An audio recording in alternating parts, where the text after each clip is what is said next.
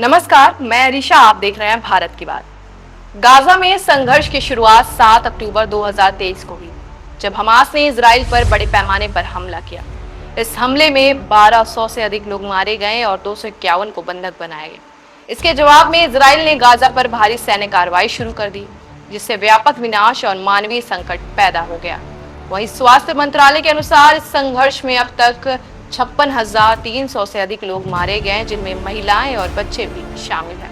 Gaza में खाने पीने और चिकित्सा सेवाओं का अभाव होने से वहां के नागरिकों का जीवन अस्त व्यस्त हो गया है। पिछले कुछ हफ्तों में अमेरिका और इजराइल की मदद से सीमित सहायता गाजा पहुंचाई गई, लेकिन यह काफी नहीं है। सहायता वितरण स्थलों पर इजरायली सेना की गोलीबारी की घटनाएं भी हुई हैं, जिससे मानवीय प्रयास प्रभावित हो रहे हैं। डोनाल्ड ट्रंप ने हाल ही में गाजा संघर्ष के समाधान के लिए एक नई पहल शुरू की है। उन्होंने कहा कि अगले सप्ताह तक युद्ध विराम संभव है और वे इस दिशा में व्यक्तियों से संपर्क में हैं। ट्रंप का मानना है कि इजराइल और हमास के बीच स्थायी समझौता संभव है, जो क्षेत्र में स्थिरता ला सकता है। वहीं मिस्र और कतर जैसे देशों ने भी मध्यस्थता के प्रयासों को तेज किया है। पूर्व अमेरिकी राष्ट्रपति जो बाइडेन के कार्यकाल में भी युद्ध विराम का प्रयास हुआ था, लेकिन वह सफल नहीं हो पाया।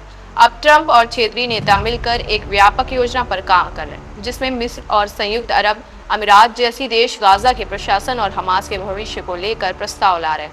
हालांकि इस प्रयास में कई बाधाएं हैं। हमास ने स्पष्ट किया है कि वह अपने हथियार नहीं छोड़ेगा और इजराइल की मांग है कि हमास को पूरी तरह नष्ट किया जाए। इसके अलावा सहायता पहुंचाने में भी बाधाएं बनी हुई हैं। इजराइल का कहना है कि युद्ध तभी खत्म होगा जब हमास का समाप्त हो जाएगा।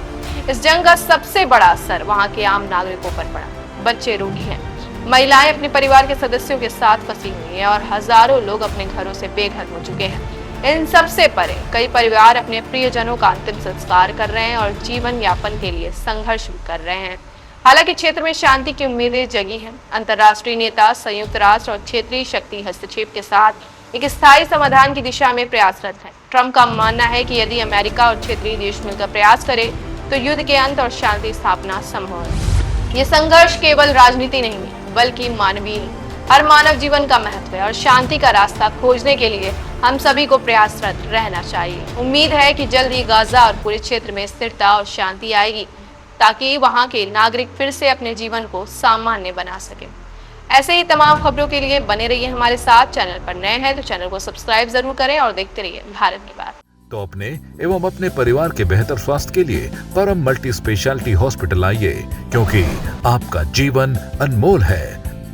परम मल्टी स्पेशलिटी हॉस्पिटल, विजयंत खंड, गोमती नगर, लखनऊ।